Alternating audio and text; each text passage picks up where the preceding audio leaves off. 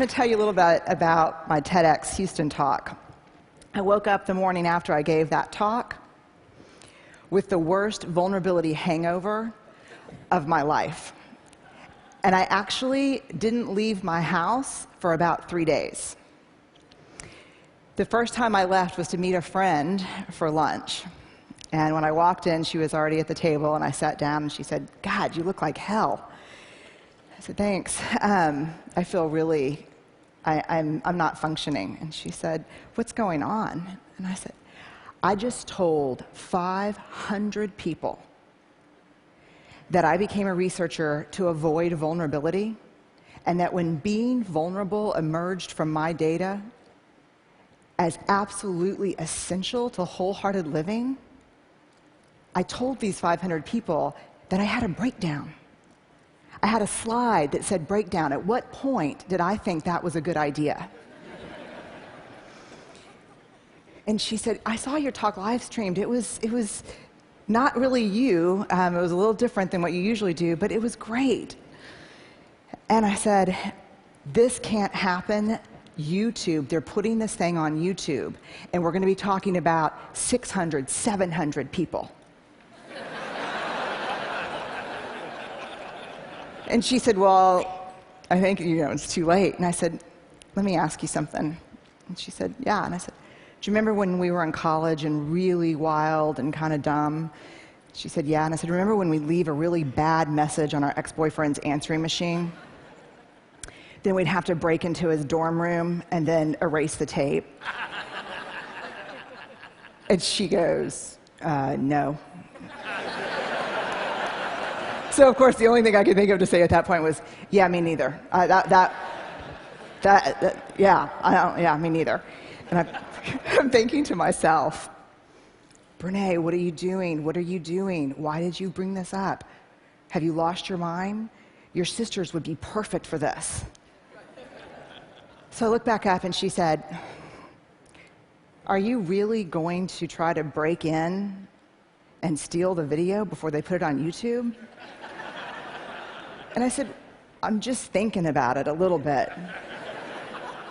She said, "You're like the worst vulnerability role model ever."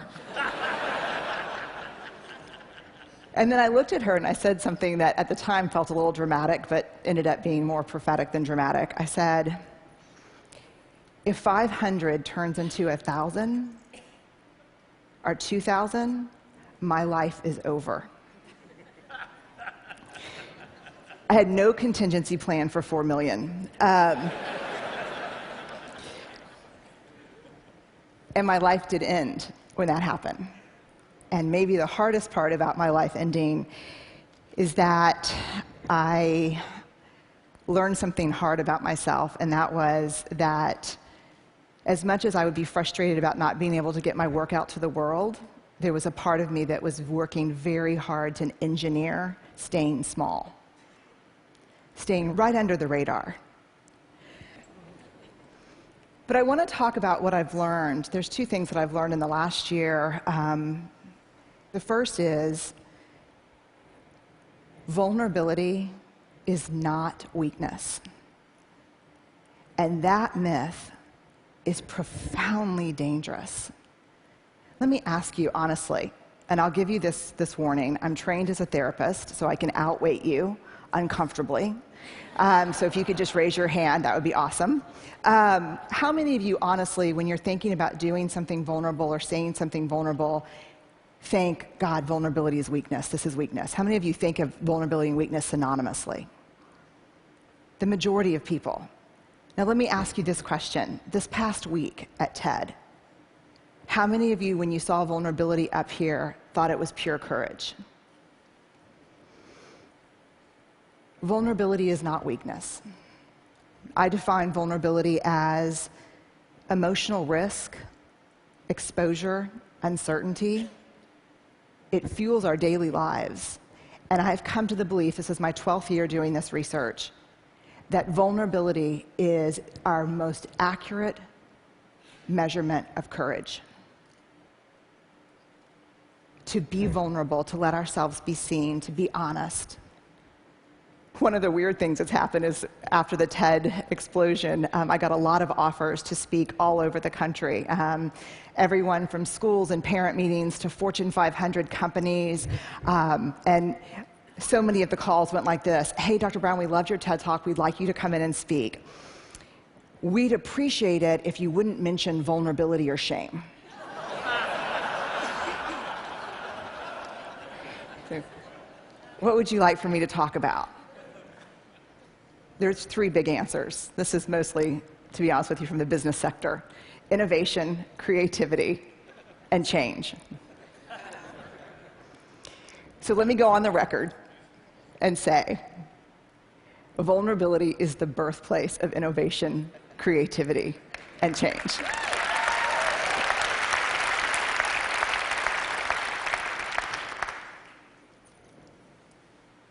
To create is to make something that has never existed before. There's nothing more vulnerable than that. Adaptability to change is all about vulnerability. The second thing, in addition to really finally understanding the relationship between vulnerability and courage, the second thing I learned is this: we have to talk about shame. And I'm going to be really honest with you. When I became like a vulnerability researcher, and that became the focus because of the TED Talk, and I'm not kidding that. I'll give you an example. About 3 months ago, I was in a sporting goods store buying goggles and shin guards and all the things that parents buy at the sporting goods store. About from 100 feet away, this is what I hear: vulnerability TED, vulnerability TED.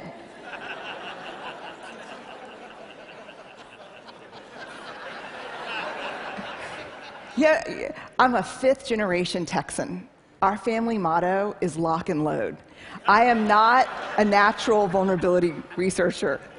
So I'm like, just keep walking, she's on my 6. And then I hear, vulnerability TED. I turn around and I go, hi. She's right here. And she said, you're the shame researcher who had the breakdown. At this point, parents are like pulling their children close to look away. And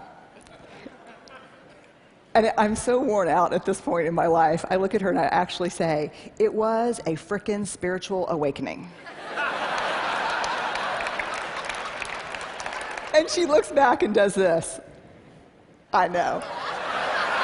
And she said, we watched your TED Talk in my book club. Then we read your book, and we renamed ourselves the Breakdown Babes. And she said, our tagline is, we're falling apart, and it feels fantastic. You can only imagine what it's like for me in a faculty meeting. So when I became Vulnerability TED, like an action figure, like Ninja Barbie, but I'm Vulnerability TED, I thought, I'm going to leave that shame stuff behind, because I spent 6 years studying shame before I really started writing and talking about vulnerability. And I thought, thank God, because shame is this horrible topic. No one wants to talk about it. It's the best way to shut people down on an airplane. What do? I study shame. Oh. And I see you, you know.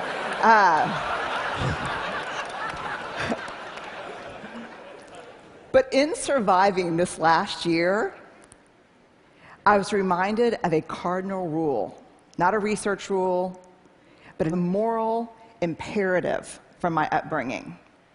You gotta dance with the one who brung you. And I did not learn about vulnerability and courage and creativity and innovation from studying vulnerability. I learned about these things from studying shame. And so I want to walk you in to shame. Jungian analysts call shame the swampland of the soul. And we're going to walk in, and the purpose is not to walk in and, you know, construct a home and live there. It is to put on some galoshes and walk through and find our way around.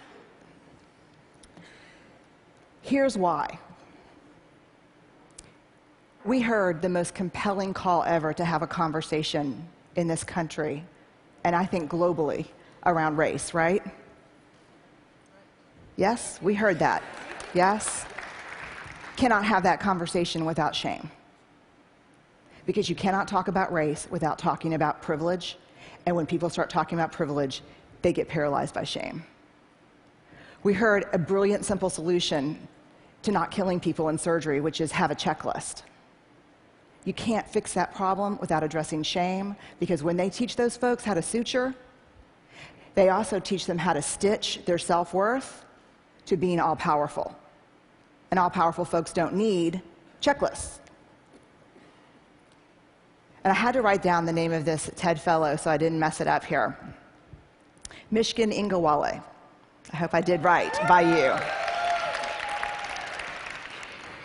I saw the TED Fellows my first day here, and he got up and he explained how he was driven to create some technology to help test for anemia because people were dying unnecessarily. And he said, I saw this need, so you know what I did? I made it. And everybody just burst into applause, and they were like, yes! And he said, and it didn't work. And then I made it 32 more times. And then it worked. You know what the big secret about TED is? I can't wait to tell people this. I guess I'm doing it right now. This is like the failure conference. No, it is. You know why this place is amazing? Because very few people here are afraid to fail. And no one that gets on the stage so far that I've seen has not failed.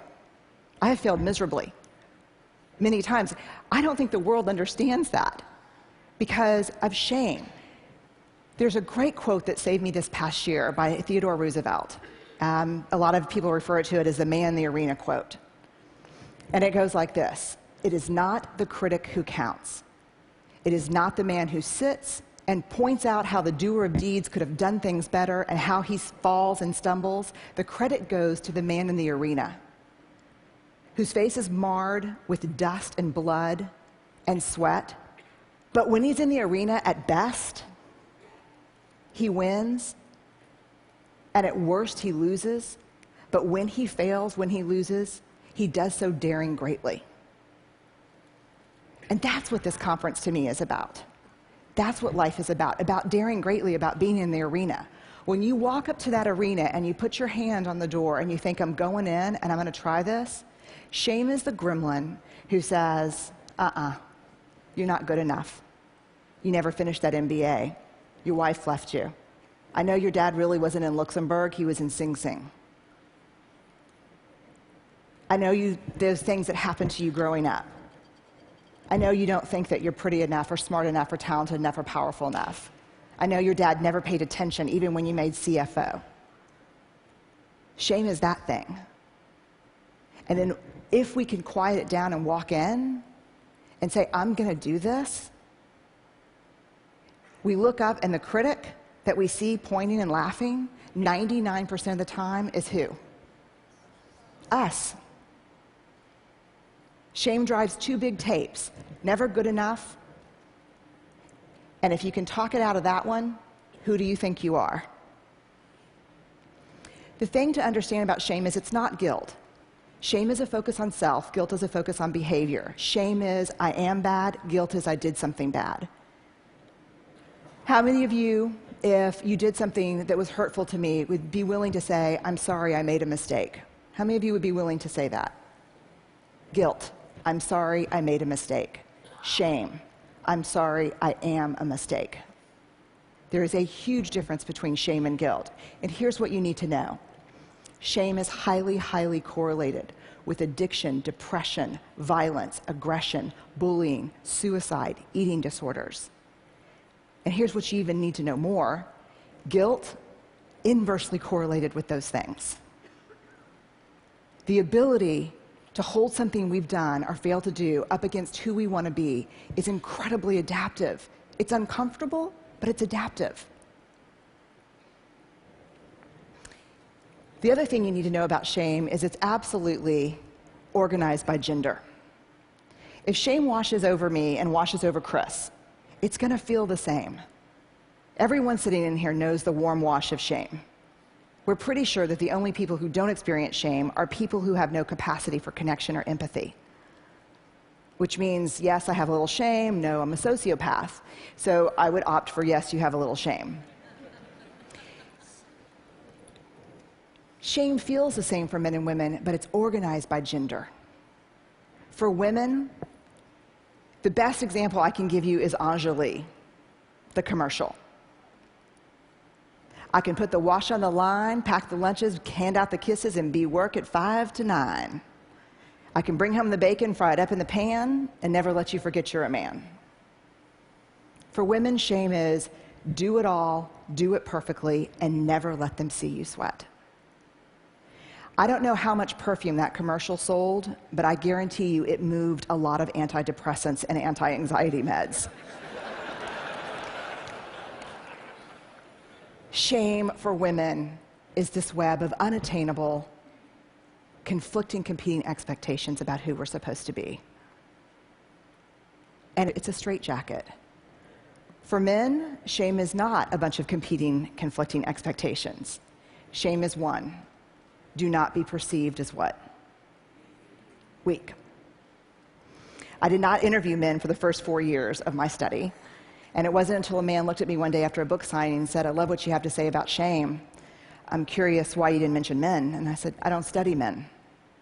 And he said, that's convenient. And I said, why? And he said, because you say to reach out, tell our story, be vulnerable. But you see those books you just signed for my wife and my 3 daughters? I said, yeah. They'd rather me die on top of my white horse than watch me fall down. When we reach out and be vulnerable, we get the shit beat out of us. And don't tell me it's from the guys and the coaches and the dads. Because the women in my life are harder on me than anyone else. So I started interviewing men and asking questions. And what I learned is this. You show me a woman who can actually sit with a man in real vulnerability and fear, I'll show you a woman who's done incredible work. You show me a man who can sit with a woman who's just had it. She can't do it all anymore. And his first response is not, I unloaded the dishwasher. But he really listens, because that's all we need. I'll show you a guy who's done a lot of work. Shame is an epidemic in our culture. And to get out from underneath it,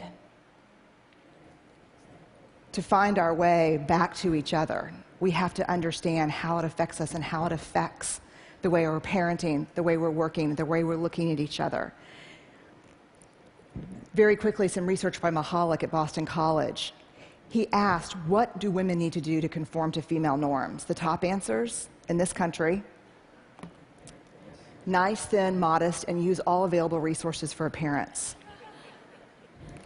When he asked about men, what do men in this country need to do to conform with male norms? The answers were always show emotional control, work is first, pursue status, and violence.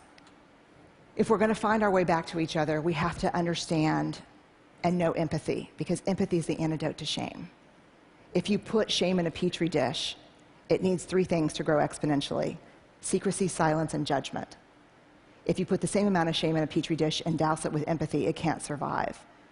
The 2 most powerful words when we're in struggle: me too. And so I'll leave you with this thought. If we're going to find our way back to each other, vulnerability is going to be that path. And I know it's seductive to stand outside the arena, because I think I did it my whole life, and think to myself, I'm going to go in there and kick some ass when I'm bulletproof and when I'm perfect. And that is seductive. But the truth is, that never happens. And even if you got as perfect as you could and as bulletproof as you could possibly muster, when you got in there, that's not what we want to see. We want you to go in. We want to be with you and across from you. And we just want, for ourselves and for the people we care about, and the people we work with to dare greatly.